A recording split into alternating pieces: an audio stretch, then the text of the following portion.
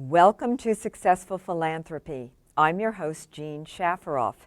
This show is designed to highlight the work of philanthropic leaders here in the United States and then beyond. Today with us, Tom Edmonds. Tom is the Executive Director of the Southampton Historical Museum.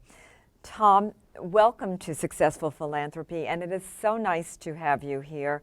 And Tom, I want to start with you a little bit. I understand you've been executive director for 15 years. This must be a labor of love, correct? It is. It's something I always wanted to do since I was a kid. I started out being an artist, but I found I was spending all my time in museums. So when I was wondering how to make a living, I went to the library and found that museums was an occupation. People actually work in museums. I just used to go and look at the pretty pictures. But it became a career, and that happened about 35 years ago.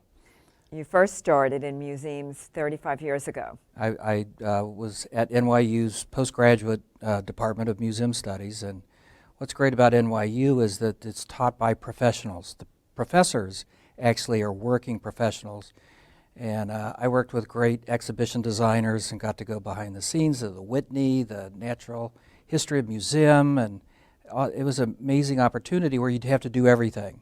And I wanted to be a curator, so they got me a job. NYU got me a job in Pennsylvania, a very small historical society, where I learned everything. That in the museum world you have to design exhibits and take out the trash at the same time. So it was an eye-opening experience for somebody in their early 30s, but I've had fun. I've had fun for 35 years. And Southampton History Museum is the best. It's my shining glory, I think, in my career. You really love working for the museum, and you've done a lot for the museum. And for our audience, explain a little bit exactly what the museum is. The museum, I think you'll be surprised in my answer, is people. And it's people like you. Jean, you've been a supporter of our museum, and not just financial, but you've done a lot of publicity for us. But the community of Southampton really makes my job worthy. It fulfills me. And there was a recent 4th of July parade where I walk around and talk to everybody. Some people I know, I meet new people, and I get such a great feeling and support. People love what I'm doing, and I have a mission behind what I'm doing. So. But the museum, what do you really do? What is the museum about? I understand it was founded in 1898 and then became incorporated in 1910. And so what exactly is in the museum? I'm so delighted you know that. So few people do. I did my homework. You did. We're the third oldest history museum on Long Island. The first is the Brooklyn Historical Society. Second is Suffolk County, and we're the third oldest.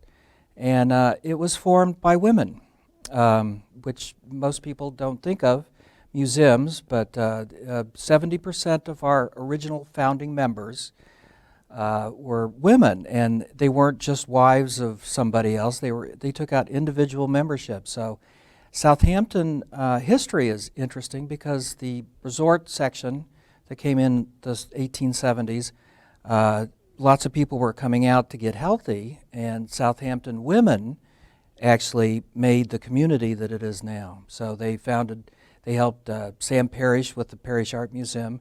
The women started the Southampton Hospital, and the Meadow Club and all the arts organizations. Women formed the first plein air or outdoor art school with William Merritt Chase in Art Village in Southampton, and that was all women did it. And why?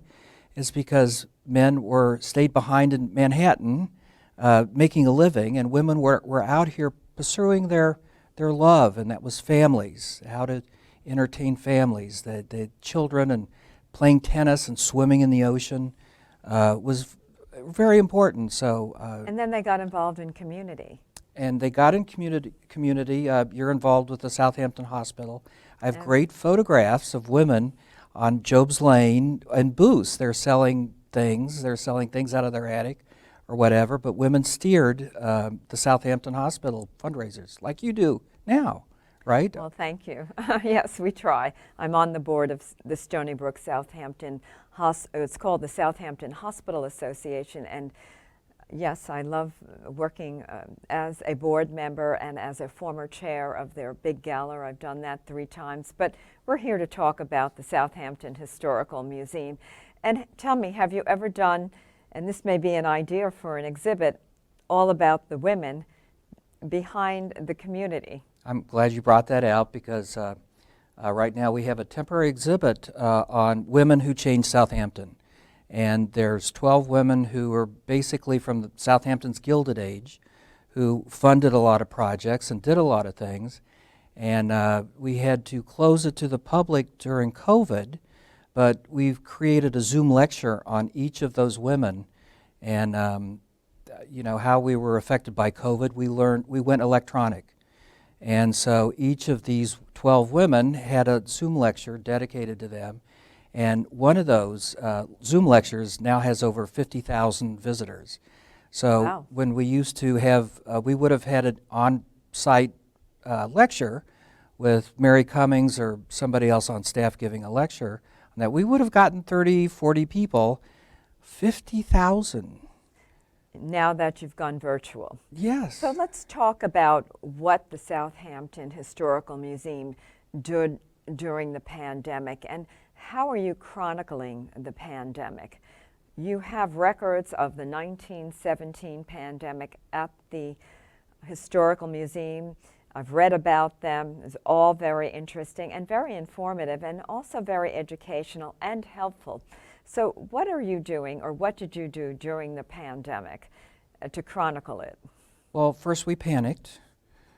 I had an anxiety attack and didn't know what to do, but I came out of that with the realization that yes, we had to record today. What was going to happen today? How should people 100 years from now know about that? And just like you said, we have records from the influenza pandemic of 1918. And so we have photographs of that. And there was actually a house out in North Sea Road for influenza people to isolate themselves. And so we know where that house is, and it's gone now. But people had hardships, just they had to stay indoors. People that had influenza had to be isolated, just like we did during COVID. And so we immediately started a COVID diary. And it was a journal writing group of people who got together once a week to write down their experiences, and beginning in March of 2020, when everybody shut down in March 23rd. So we started that, and it's preserved forever. So you can go to our YouTube channel and see the COVID diaries and all of our other lectures that we do. So. And did you do a photography exhibit? Well, we have, probably 10,000 historic photographs. So the women who influenced Southampton, we have old photographs of what they did, where they lived, what were their activities. The funniest photograph we have is people swimming. Not actually swimming in the ocean, but people used to go in full clothing to go bathing, and they'd have a little cabana on wheels that a horse would bring to the beach, and then they would go out. They wouldn't swim. They would hold on to a rope. I don't think people knew how to swim.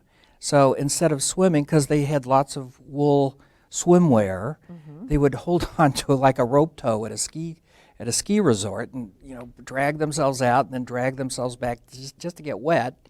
Then they had to go into this little cabana to take off their wet clothes and put on a lot more, because in 1910, everybody wore lots of clothes. So. And what about the current pandemic? Are you doing anything in the way of photography to chronicle it? I'm not really. There is so much already available electronically on the internet. True. And we're a small organization. We're very small. So we can't go out and record things, and we never have. We depend on donations. I'm looking for photographs. I want photo albums. What's really important now to me is to document the 1950s, 60s, and 70s there was a great change in Southampton in 1970. And so pre-1970 and post-1970 is very important. And what was the change in 1970 that you're referring to? The Long Island Expressway. Interesting, and it brought many more people out to the Hamptons. They were developing it in the 1960s, and then it stopped in Riverhead in 1970, and housing development, people who lived mid-island came out to Southampton to build summer homes. So there were small housing developments by school teachers and people who could come out here just to get away, but it wasn't all people from Manhattan, although of course that was an important element. But there was a lot of housing development here at post-1970. And after 1970, are you going to continue with your chronicling, or are you going to do something else? Well, I don't think we're through with COVID yet, so we'll see what happens. But in the future, I want to have two kinds of exhibits. I want one that does a deep dive into our history, some unusual aspect that people don't think of, or there's always new ideas and new historical events that come to life that will always look fresh. I mean, Southampton is 12,000 years old. 12,000 years ago, the Paleo-Indians came over from Europe or Alaska. There's two theories of thought. And so we have a lot of Native American arrowheads and spears and things like that. So we did an exhibit about 10 years ago on the Shinnecock nation that's out here. So it's probably about time to do it again. So there's always new things from the past to bring up. So I think we can stay relevant like that. One fun exhibit we're having is on people's pets. Oh, I like that. People have had dogs and ponies and chickens as pets for a long time. We have a great collection of old photographs that show, there's a photograph of a woman hugging a cow. Most people in Southampton had a cow in their backyard. People don't think of that. You needed fresh milk, and fresh milk was available if all you had to do was keep a cow in your backyard, so you could go out in the morning and have fresh milk. So I've got this great photo. What period was that when women or families had cows in the backyard? 300-400 years ago, when cows first came over here, and everybody had a cow. It was just like everybody has a refrigerator. You wanted fresh food, so it stopped late here. I know a woman on our board who grew up with a cow in her backyard, and we're talking about the 1930s and 1940s. So now we have deer. We have lots ducks. of deer. And we all have our dogs and our cats. We have 5 rescue dogs. Wow. Which is wonderful. They bring a lot of love into our family. Will you be in our show? If you ask me, I will. I'm asking you because we always have a current element. We have the, dogs and cats from the past, and I'd be happy to. I'd love to have a shot of you in our exhibit. Sure. Now, I would love that, and I think it's so important to promote the importance of animals and the lives of different people, and because the animals are our unspoken population, That's or true. one of them, and it's our responsibility to give them a voice. At least that's what I believe. And they're very much part of the history of the Hamptons when you think of it, because the Hamptons was farms for years, and we still have farms. We have fewer farms, but we all have pets. And they're very much part of the culture of the people. And I see East Hampton, Southampton, Bridgehampton, Montauk. Everyone has a pet. And we have the deer all over. And I know we love the deer. We're not inviting them into the home, but we love to have them around. And because they're very beautiful and they're God's people. Now, getting back to the museum, you do so many interesting exhibits, and you have this very extensive library of 8,000 volumes, correct? Correct. That's a lot of volumes. It So is. if someone really wants to do a thorough history of the Hamptons, they go to the Southampton Historical Museum.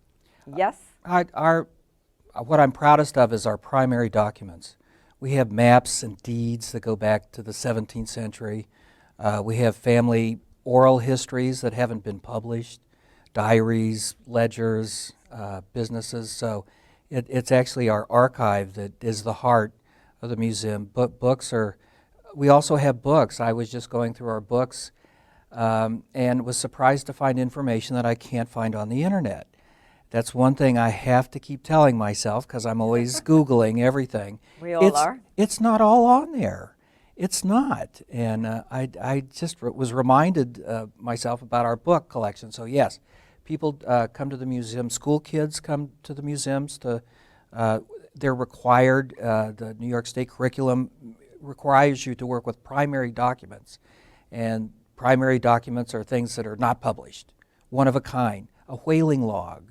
We have logs that were kept by captains of whaling ships, and they have the names of people who were on their ship, and if anything, if a sailor lost an arm, that was required to be recorded. There's drawings of whales. There's, if somebody doing a log felt like doodling, it's there from 150 years ago.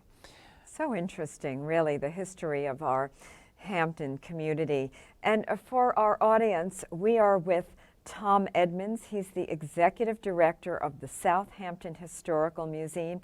And we're getting a little information about the history of Southampton and then the entire community here, the Hamptons. And Tom, getting back to some of the history, I remember going into the museum when you have an exhibit on the Great Hurricane of 1938. And there are books on that. Now, to me, that was absolutely fascinating. And the water level, I think it actually came up to Main Street in Southampton. It did. My question is, was Main Street where it is today back in 1938, or was it closer to the ocean? Main Street, actually, there's a section along Gin Lane that's underwater. And if you go from Gin Lane and you go out to the beach and you keep going into the water, and if you have a pair of goggles on, you'll see a road with road posts. So in the 1750s, a whole section of Southampton was submerged during an earthquake. It's called the Cape Ann earthquake of 1750. And it went all from Massachusetts all the way down to New Jersey. And so there's a submerged section of Southampton. Give me some fins and a Google and some goggles, Google goggles. I would love to go record that because that's, again, like I said before, that's unknown history of Southampton that's just waiting to be rediscovered. So much waiting to be rediscovered. And I think people really do have an interest in the history of this place. And the fact that you have a museum and then you chronicle everything, and then well, you have a physical plant with all the little buildings. I mean, an old-fashioned home. Is that Halsey House, or is that? Halsey House is New York State's oldest wood frame house, and we just found that out about 3 years ago, when there was another house that claimed to be older. Dendrochronology was done on the house to find that it was actually younger than Halsey House. So Halsey House was built in 1648 by Thomas Halsey. But to tie in what you were talking about, your love of animals, Halsey House is located on almost an acre of ground.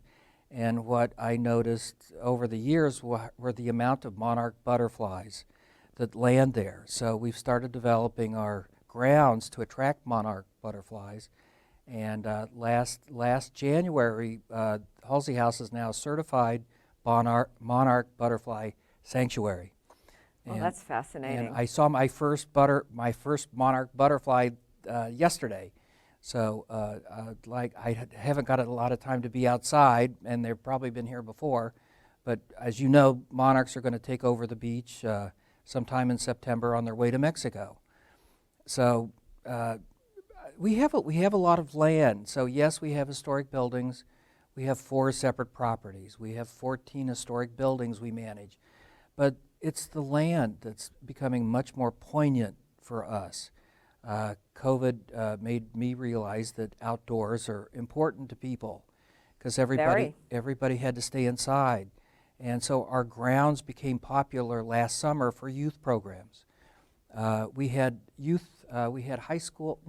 babies on our property, every day of the week. We worked with Kathy Bishop with the Southampton Youth Task Force, and we had, what was it called? We had Families on Blankets. So listening to high school students read from books. So it's adorable. There were, family units socially isolated on their own blanket, listening to high school kids read from books. And that was just really feel good for me when I saw that. We also work with 2 youth groups who focus on children with autism. Oh, and that's a wonderful thing. So 2 groups are coming. One group is coming to the Rogers Mansion to do art projects, younger autistic children, and then high school autistic children are coming to Halsey House to paint it. So as I'm talking now, why isn't that an exhibit? Wouldn't you love to see high school kids with special needs who always do great artwork? When I was in New York City, I did an internship with disadvantaged children in the Bronx, and they made the most fabulous stuff. I know, I think that would be a very nice opportunity for those children. Wouldn't it? Amazing. And so you do so many different things. I haven't done that one yet. And I know you also have, or you used to have, a lecture series, and you were kind enough to invite me to give us a talk about my book, Successful Philanthropy, How to Make a Life by What You Give. And that was a very special moment for me, and many people came. I spoke about the importance of philanthropy as we're speaking about it now, and I want to just thank you. It was very, very nice Jean, for you to do that. Your book is great. It actually, you formalized a lot of things that were in my head. I also learned new things, and it's just never been in a handy book like that to reference. And you also remember Bob Challoner was there. I do, the president of Stony Brook Southampton Hospital, a great good friend of yours. And a wonderful leader. Yeah. Yes. Now, if people want to get involved, do you have volunteer opportunities? Not yet. Not like we did pre-COVID. Pre-COVID, we had lots of activities going on, but we're staying very, very safe until this is over completely, and I'm not really sure it is yet. But so I'm walking on tippy-toe around volunteer activities, but we do have a thrift shop that's open Saturdays and Sundays, and I love that place. You've been there? Yes, I have. So that's a lot of fun. It's and it's an open barn-like atmosphere, so it's not like coming into a closed room. So it's safe to come to. But that's a lot of fun, and I'm so glad we do that. It's another way for people to come in and enjoy the museum without having to go inside. And if people want to donate, what is the website? SouthamptonHistory.org. Say it again. SouthamptonHistory.org. And they can go on the website, they can donate, and then they can also look for all your programs. And then you have fundraisers, I know that, and I know this summer, in the summer of 2021, you have some very special events coming along, and I think that's great, and I hope they continue throughout the year and then into next year, because when you have a charity, it is vitally important to continue fundraising always and to engage the community, as the Southampton Historical Museum has, and as pretty much all charities do. So, Tom, do you want to talk a little bit about the types of things you do to fundraise, or? Sure. Okay. I love fundraising, like you do. Well, no, it's a necessity. It's a necessity, but it's fun. I mean, you make it fun. The many things that you do are always fun, and I know you work really hard. But when it's showtime, you don't see that. Well, we try not to show that. I have the same problem too. I have to make my shining face seen at fundraisers, but it's not that hard because people are so nice. That's what I love about fundraisers. I mean, it's hard getting ready and it's hard planning and everything, but when you're there after that first 2 minutes of nervousness that I have. Well, and everybody's having a great time for a good cause. Yes, and yes. I almost find it's more fun to go to a fundraiser than to go to a private party, because you see a lot more people that you would never see, and you're supporting a good cause. Yeah. And you feel like, I mean, here in the Hamptons, we're the playground of the rich and famous, and every weekend there might be 10, 15, 20, maybe 50 parties, but if you can go to a party and support a good cause, well, it's a nice thing to do, and you meet new people, and that's what I love, because at some of the more private parties, very often you're with the same group, correct? Right. You go to a fundraiser, well, you never know who you're going to meet. And the surprise element, right? It's surprise, which is so fun. We do fundraisers, but we also do community events that are free. Which is wonderful. And before COVID, we would have a celebration of Americana in June, and the Sag Harbor Community Band would play songs from the American Songbook, classic American music, and it was free, and people would come out. People who would wander onto our property didn't even know they were going there. They just would hear this great brass noise down the street. And so that's why we do fundraisers, so we can do things like that where people come in. And I was just at the inauguration of the new mayor of Southampton Village, and it was 120 people probably, and it was representative of everybody that lives in Southampton. We're all kinds of people. We're very diverse. Very much so. Now, we have 1 minute left. What? 1 minute left. Seems like 3. Quickly, what advice do you give to young people now who might want to get involved with your museum, might want to study history? You can give advice that may change their careers. Internships. That's how I started out. I did internships at the Whitney and, like I said, the Natural History Museum, and we get interns all the time, and I hired 2 of them. They're on my staff right now, and I've got two young people this summer. Actually, one is a return, and we paid him on his return because he's so good, and internships are the way to do it. Just start out. I like that. And then, of course, volunteering, which is so important, and I know your volunteer organization or your volunteer opportunities right now are a little limited because of COVID, but they'll be back, I'm sure. Well, Tom, this has been a wonderful interview, and thank you so much for joining us. Thanks for inviting me. We'll have you back. Okay, thank you. And this concludes Successful Philanthropy. Today's guest, Tom Edmonds. He is the Executive Director of the Southampton History Museum. I'm Jean Shafiroff, your host. I'll see you next week.